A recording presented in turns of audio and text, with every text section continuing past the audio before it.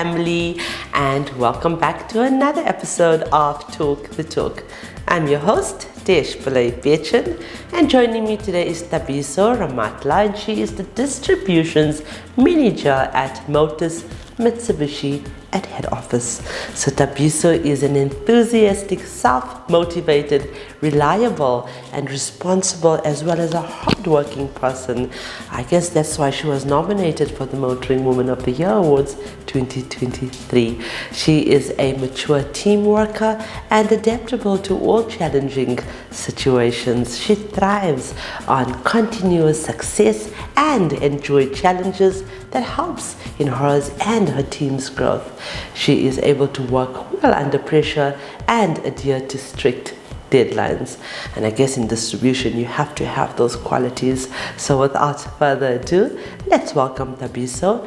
And as always, this interview is proudly brought to you by Sariti Solutions, MFC, and Evo by Nedbank.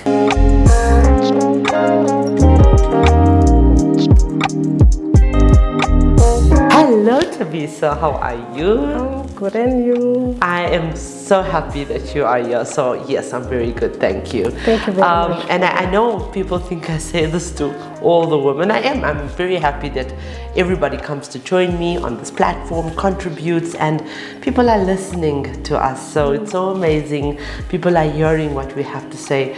But I'm especially grateful that you are here because off air we had some very connecting moments. So I thank you so much, Thabiso. I'm so blessed. We are so blessed to be around women like yourself.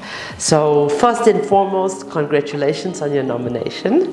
Thank you. And we are now going to try and get you some votes for next year. So let's tell our viewers more about your journey in motoring South Africa.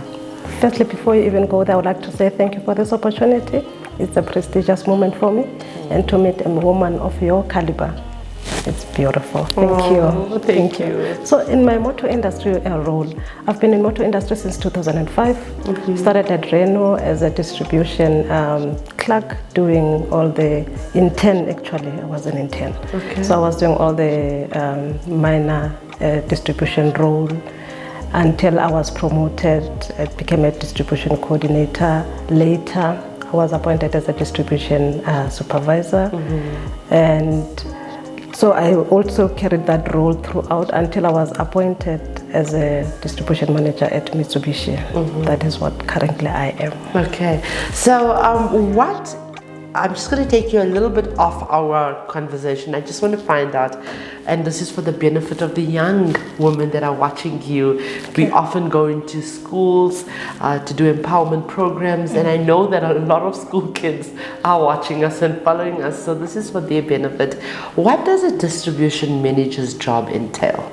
And this, like I said, in case they want to become the next Thabiso at an OEM, what do they need to expect from a role like this? So basically, distribution is to move vehicles from one place to the other. For example, we're ordering cars from different countries around the world. Okay, so it's not parts distribution, it's distribution of the vehicles. All these vehicles that you see around the country, driving up and down. So those cars are coming from different countries. So in a distribution role, you stop those vehicles, you buy them from different countries, you bring them into the country, then they arrive in the country, then there are other aspects of things that must be happening before the cars are driven or before even they get to the dealerships. Then, so that is also a role. So what I can say to the young ladies is that it's a phenomenal journey to become a distribution manager. They need never to limit themselves. The sky is the limit. So how do you feel about our platforms, Thabiso, in terms of empowering women and just creating a family between us females in the industry? Can I take off the spectacles? Absolutely. Thank you. So this platform, your role, it's one of the most beautiful platforms because that is where people will learn. This is where people will heal to understand that motor industry is not a scary industry at all. It's an industry where a person can learn beyond human understanding, beyond you need not to limit yourself, you need to think beyond that there are things that I can still do. Like I'm saying, we're moving cars from one country to the other. So along those processes, there are posts and available resources that one can actually put their hands on and run with that and be able to succeed throughout the whole process until the cars gets to the dealership. So they need not to fear. So your platform is actually one of the best platforms because people will be able to learn, to understand, and to grow within what you are doing. So it's a very great Thank you so much. Why do you think women do well in our trade, especially in in a role like yours? So women are diverse, they are multitasking, they are intense in terms of doing whatever that they're doing. Right. Also, don't forget that the incubators, they start doing new things. I love that. I love that. Which is true. So basically, you start doing new things because other people, they've never done it before.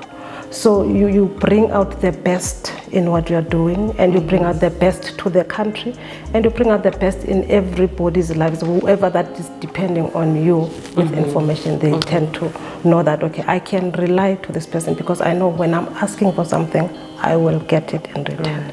And you'll get also, you'll give the correct information, the correct processes. So basically women are the gist basically of growth into this industry. So we need not to fear to start and to try new things because we are women. And also we need to realize and to understand that we're learning from the male purely because this industry is male dominated. Yes. Okay? Yes. And the males that are there, they are very supportive. Most of them. Yes, they, definitely.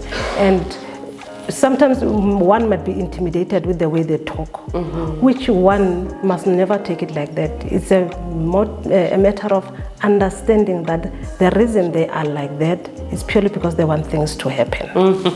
Right. Okay? You can't just sit and say, oh, I will do it, without doing anything. So that is why people feel that, okay, it's male dominated, therefore I can't. So as women, we go in, we learn from them. Because they are willing to teach us. And as they are willing to teach us, we also learn and we do as we are being told. And it's important not to misinterpret someone's tone. No. Like you said, they want us especially to get things done.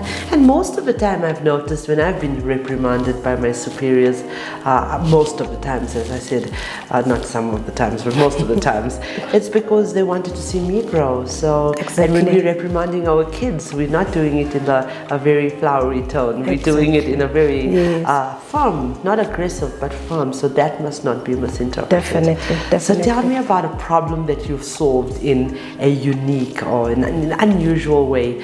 Were you satisfied with the outcome, and what was the outcome?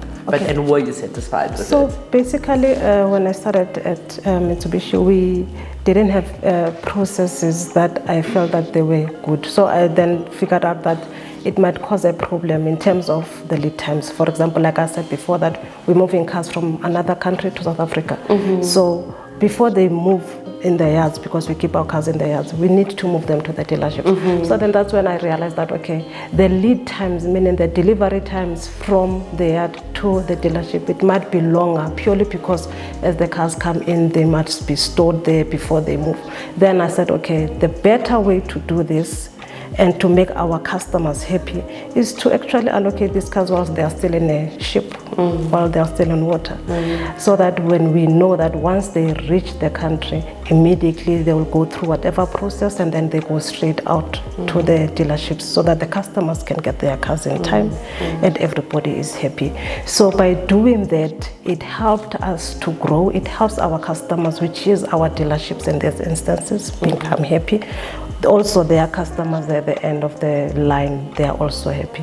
So those are the challenges that we once had, and we managed to fix them, and everybody is happy. Happiness. So, Thabiso, how do you measure success? Wow, success. You measure success in many ways.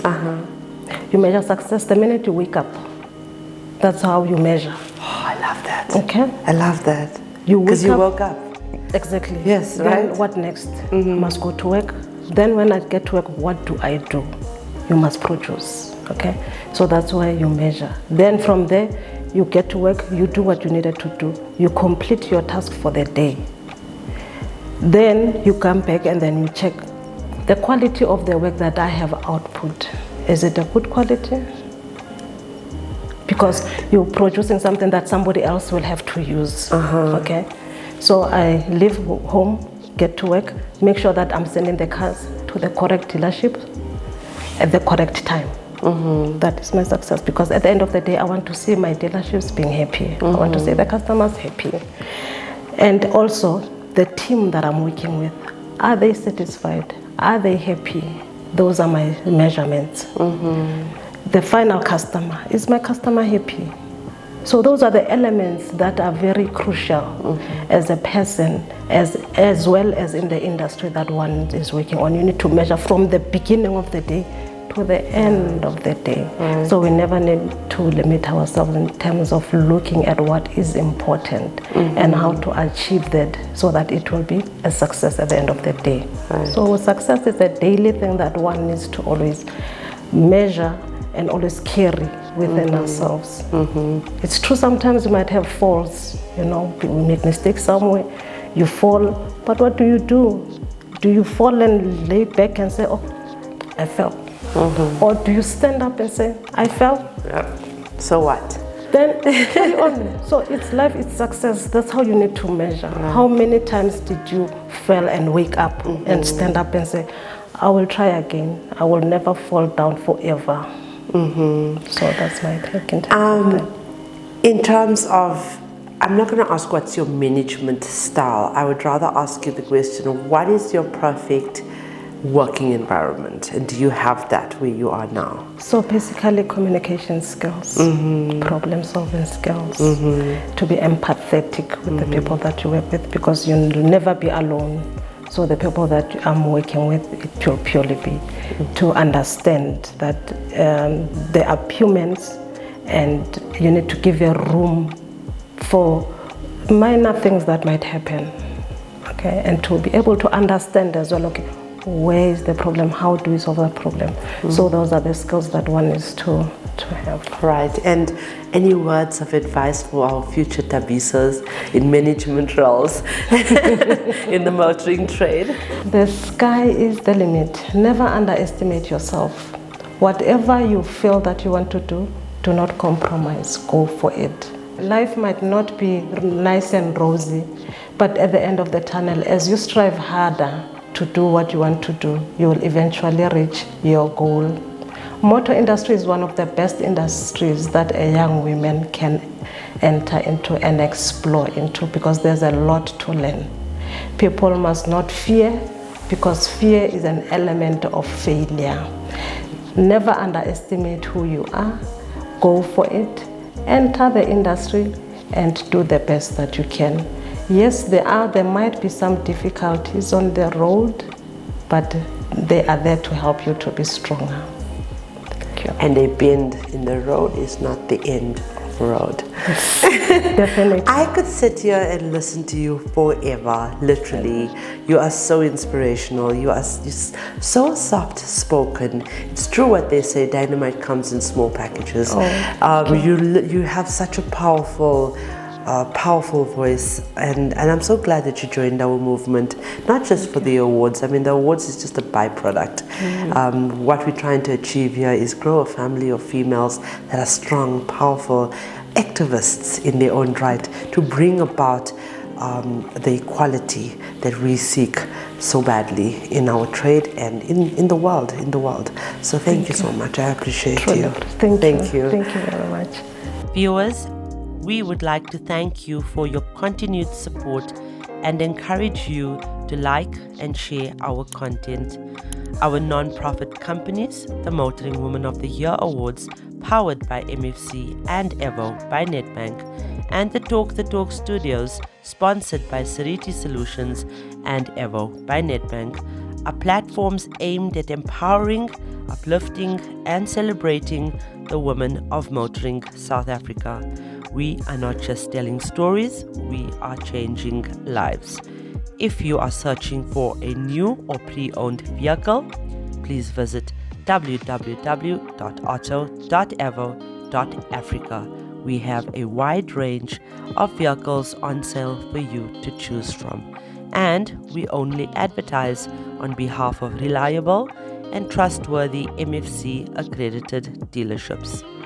This car listing portal is user-friendly, and you can also find vehicle reviews, car maintenance tips, and automotive advice, all courtesy of Talk the Talk Studios. Wow, ladies, that was such I'm not sure why I'm feeling a bit emotional talking to Thabiso, but she's so soft-spoken, literally had to drop the tone of my voice as well, in the volume of my voice. But even off air, I've drawn so much of inspiration and motivation from her, and I think it really does reestablish that determination that people or women should have in themselves. So I just want to talk a little bit about determination. So ladies, determination is what customarily keeps people eager to advance, and it's the size of one's will that determines success in anything that they do. I believe success is achieved by ordinary people with extraordinary determination. Never consider the possibility of failure. As long as you persist, you will be successful. And remember, I am not what happened to me. I am what I choose to become. So on that note, I'd like to remind you that the question isn't who's going to let me. It should always be who's going to stop me.